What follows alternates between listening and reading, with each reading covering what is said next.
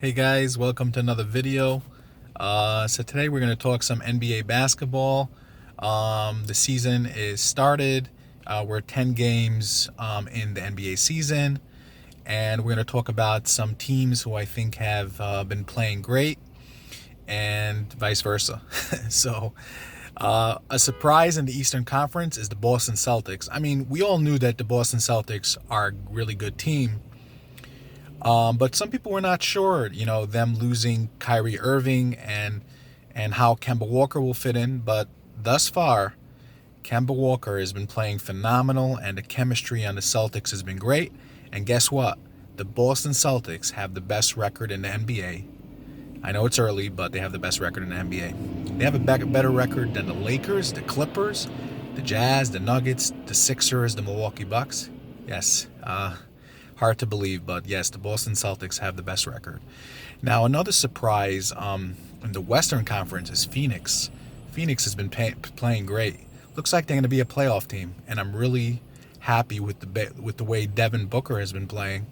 We all know Devin Booker is a great scorer, but he's also a sharpshooter. He's a three-point shooter, really good three-point shooting, and he's having a phenomenal year. He's shooting about 50% thus far from three. As we all know, he beat Klay Thompson 2 years ago in the three-point contest. So Devin Booker is no joke. He's a really good player, and I really like him. I hope maybe the Knicks can get him.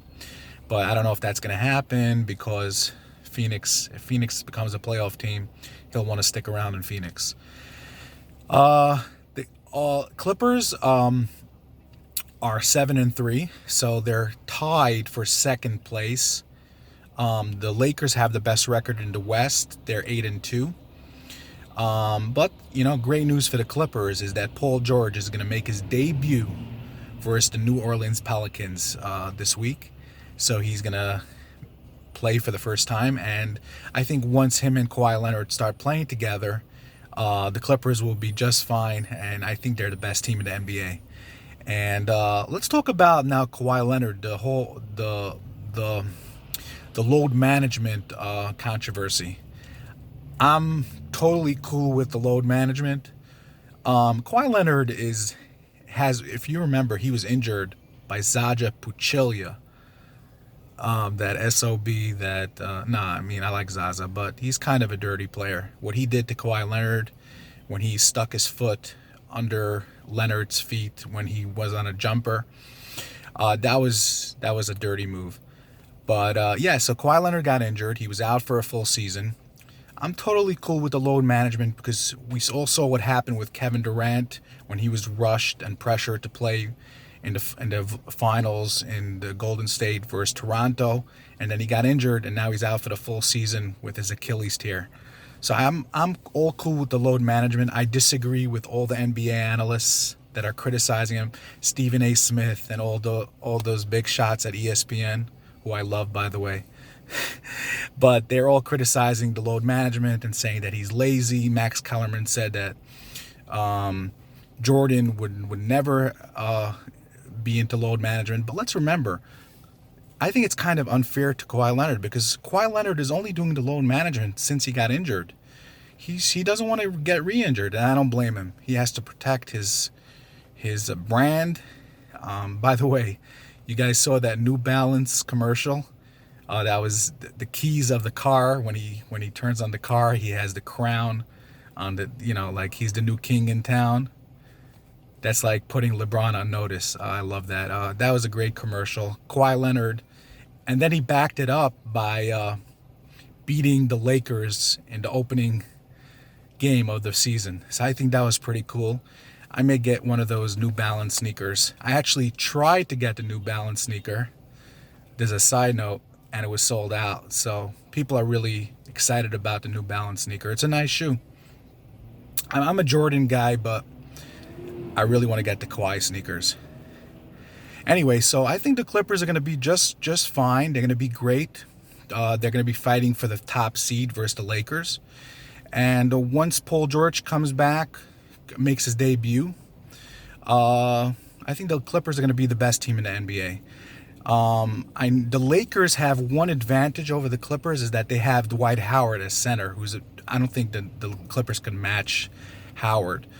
But other than that, their wing players are better. They're better defenders. And yes, it's going to be an exciting season.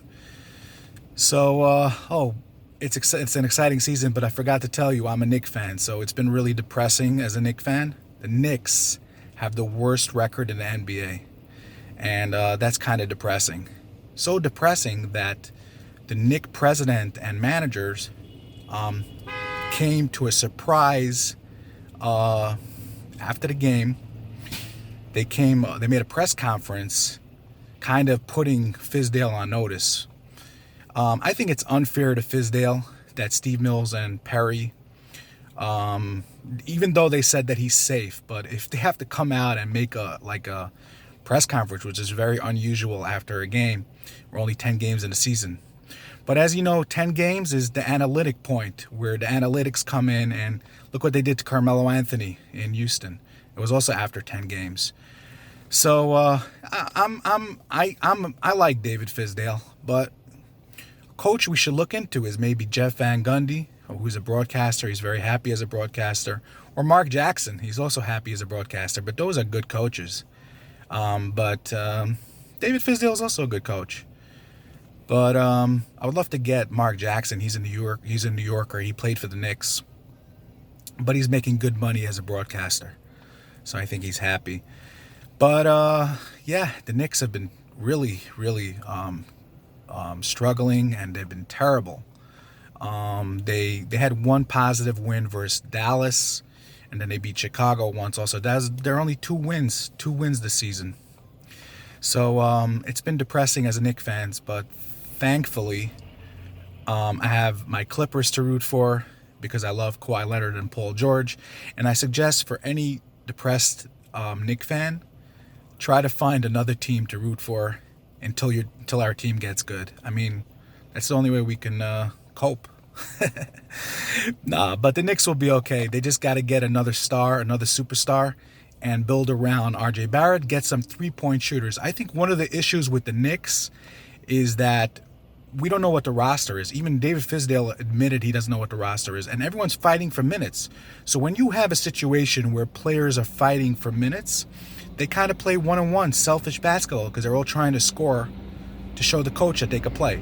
But that's not the way you impress a coach. You impress a coach by moving the ball around, making the right plays. But hey, what do I know?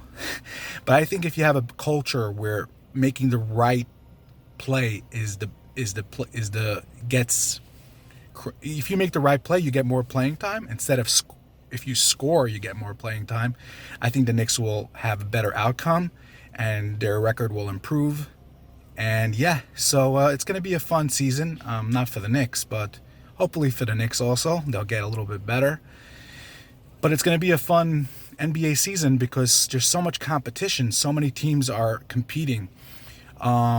Milwaukee is doing pretty good. They're 7-3. The Sixers are 7-3. A lot of teams are fighting for the top positions in the West. Denver, Utah, and the Clippers are fighting for one spot. And obviously the Lakers had the best record, as I said earlier in the video. A surprise team that's been struggling is Portland Trailblazers. They're not even in if the playoffs would be right now, they're not even in the playoff mix. So that's a surprise. But I think they'll get better as a team as the season goes on and it continues. So anyway, so it's going to be a fun year. Like and subscribe if you like my opinions and if you like what I have to say. Thank you very much. And I'm looking forward to seeing you on the next video.